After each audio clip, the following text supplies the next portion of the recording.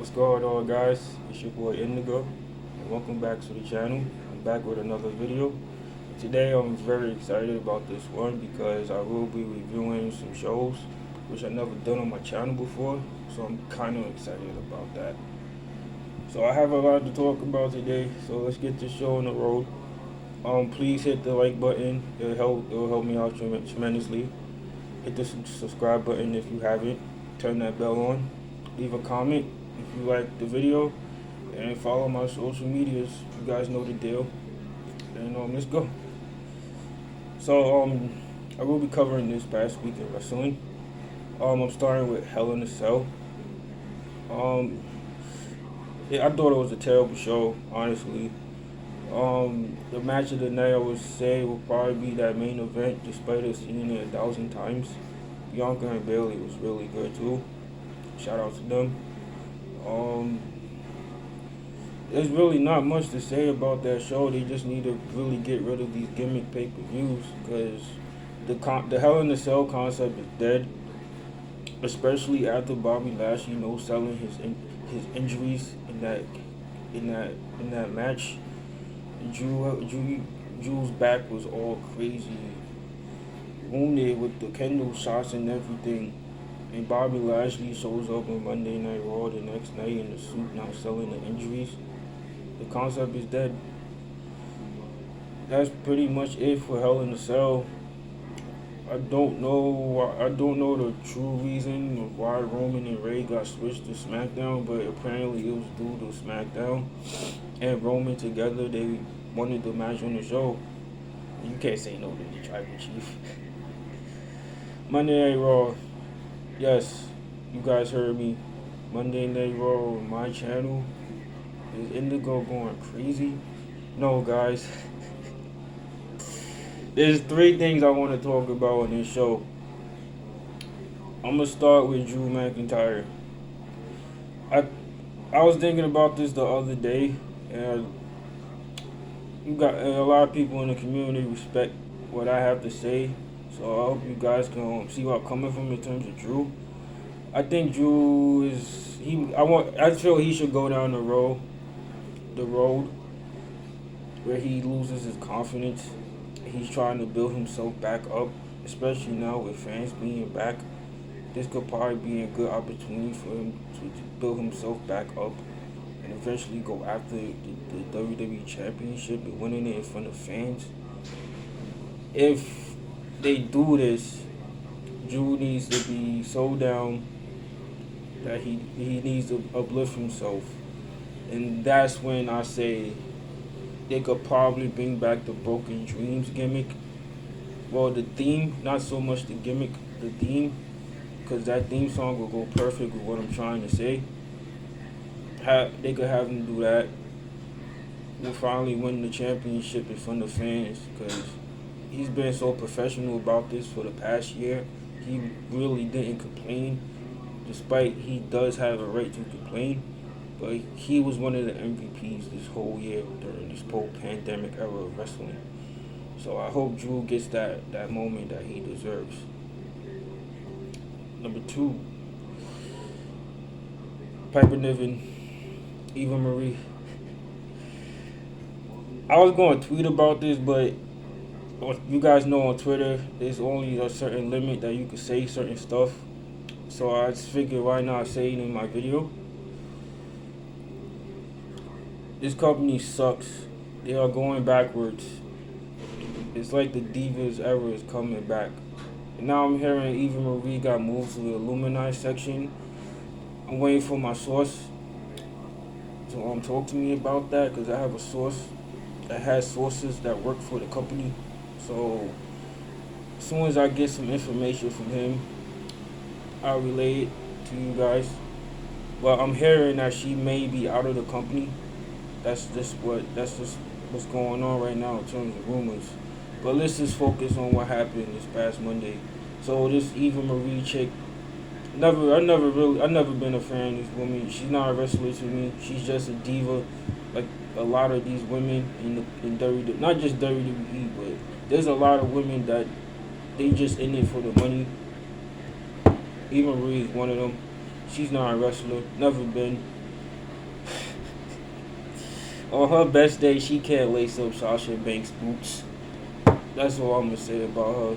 But she's looking up and down at Piper Niven, who I think is a beautiful woman. Name her dough drop. What the fuck is that? Like, you know what? I was on Twitter the other day and I saw this clip of Piper Niven when she made her debut in NXT UK. She stared down Rhea Ripley, who was another person they fucked up. But I remember that night because I used to watch. That was when I watched NXT UK heavy. I can't now because due to time, it's just too much wrestling for me to really focus on because I work and stuff.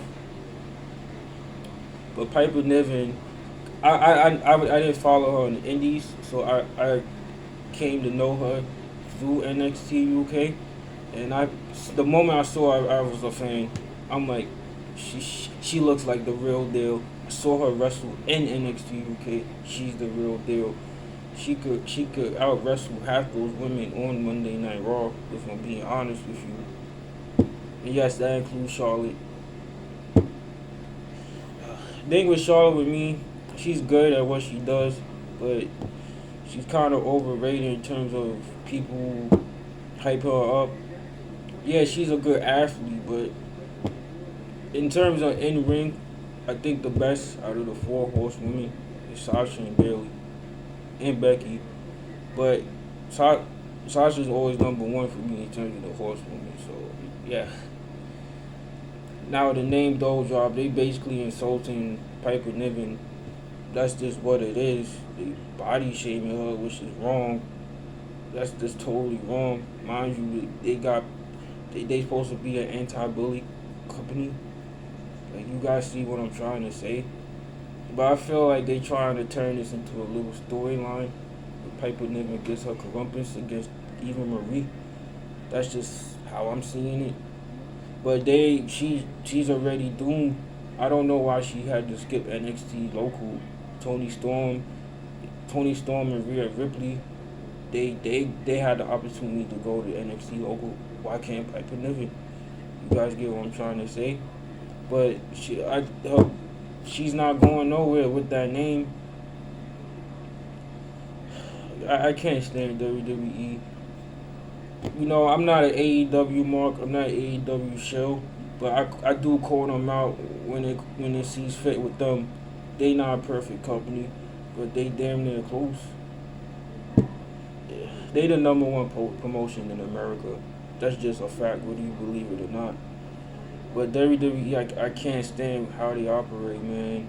Like, they just focus on the bread. They not focused on the creative. Cause look at it now. Look at the product now. It just envision 10 years from now, they not gonna have nobody. Cause Roman's not gonna be there. Charlotte's not gonna be there. Sasha's not gonna be there. They gonna be part timers. Am I wrong? So I feel like people like myself, we really need to stick together because we speak the truth. We don't sugarcoat when it comes to this shit. I try to be honest with you guys because I'm building an audience, and I don't want to sugarcoat nothing. I want to call it how it is. Hence why I mentioned AEW earlier, because they not perfect. They make mistakes too. I'm gonna call them out. I'm not a show for no company. That's why people. I said, this is just my opinion. New Japan is the number one wrestling promotion right now in the entire industry. That's just a fact. That's not me being biased or anything. That's just a fact. They do things right over there. Despite the whole championship thing, I still kind of disagree with that. I feel like they should have just kept it as it was with the two belts in their respective divisions. But they doing their thing now with the new championship. So now no really complaints with me. Shout out to my guy Shingo though. That's my man. He's one of the MVPs of 2021 when it comes to pro wrestling. He has about 3 or 4 matches of the year, if I'm being honest. If you guys haven't seen it, definitely check it out. Number 3, in terms of Monday Night Trash, Nikki Cross. Okay, people came at me on Twitter saying, "Oh, this was her idea. This was her idea." Okay, Okay, look, if you're defending this shit, you shouldn't be talking wrestling to me. I don't care who you are. If you think a character like that is gonna get over in 2021, and I don't want to hear the Mighty Molly or Hurricane Helms or Rosie. That was back in the day. Half of y'all wasn't even alive when I was watching that, so don't come at me with that. It's not that a character like that in 2021 isn't gonna get over. Like, what's wrong with you people? Like, even if she came up with the gimmick herself, that shows me that she's desperate for TV time. Cause she of all people know creative sucks, especially on that brand that she's on. So don't these people, man. It's okay to be a positive person, but if you're just telling straight up lies, like you're just sugarcoating things. That's not how I roll. I'm a positive person, but when it comes to this stuff, if it needs to be called out, it needs to be called out. Like that. When I first saw that, I laughed my ass off because that was embarrassing. Imagine showing that to an outsider that hasn't watched wrestling since the Attitude Era or Ruthless Aggression Era. They gonna laugh at you and say, "Why are you watching this shit?" So what's the point of being positive about this new Nikki Cross? I miss the sanity Nikki Cross. Like, what's wrong with people, man? Sorry for the little rant, but I had to be honest. NXT. I thought NXT was really good this week again, second week in a row. Um, I think I have a new crush in wrestling. If I'm being honest, she went against my girl Tyra Valkyrie, aka Frankie Monet, and yeah, um, Killer Cross and Bronson Reed. Apparently, they may be getting called down soon, and they already messing up Killer Cross's character. Cause I saw the clip on Twitter earlier today. With him on main event, his entrance, Scarlett wasn't there. I feel like they trying to turn Scarlett into the next Lana / Sable. Cause if you guys don't remember, this was back when Lana and Rusev was still in the company, and they broke them apart. They was trying to turn Lana into the next Sable, but Lana kind of ruined that push when she announced that her and Rusev are a couple in real life and they are about to get engaged. Because you guys remember, she was in a storyline with I think it was Dolph. Somebody remind me in the comments. I think it was Dolph though. But as soon Lana announced that on social media, they just killed her push because they wanted to pin her as the next Sable. That's all confirmed. I feel like they trying to turn Scarlett into. I feel like Bruce saw Scarlett history and impact and was like, oh, you guys know how Vince and Bruce are when it comes to blonde women. But they messed this up. There's no hope for the future because they gonna mess up Adam Cole based on how they treating Karrion Kross in that clip I saw. What hope is there for Adam Cole? And Adam Cole is the best he's one of the best in that whole company, in the whole industry. Adam Cole is that good. Like he reminds me so much of Shawn Michaels, and I grew up watching Shawn Michaels, so I could testify for that. Adam Cole has it. He has it. So they keep doing this. They just fucking up their future, and at this point, not even Triple H can save it. Wrestling outside WWE, wrestling is really good. You know, we got AEW, Ring of Honor, MLW returning real soon. Triple A, CML, Noah, All Japan, New Japan, Stardom, TJPW. Like WWE isn't where it's at. Granted, it's still talked about because it's still the most talked about thing, but creative sucks. That's the main reason why it's a talking topic. But that's all I have for today. Today is Friday as I record this. So we got SmackDown tonight, AEW tomorrow. I don't keep no promises, but if I'm able to, I will do a little review for both of those shows for you guys. And yeah. Thank you guys so much for checking out the video today. If you guys liked what you saw, please leave a like button. Hit the like button, excuse me, and leave a comment. I want to know you guys' thoughts. And until next time, guys, take care.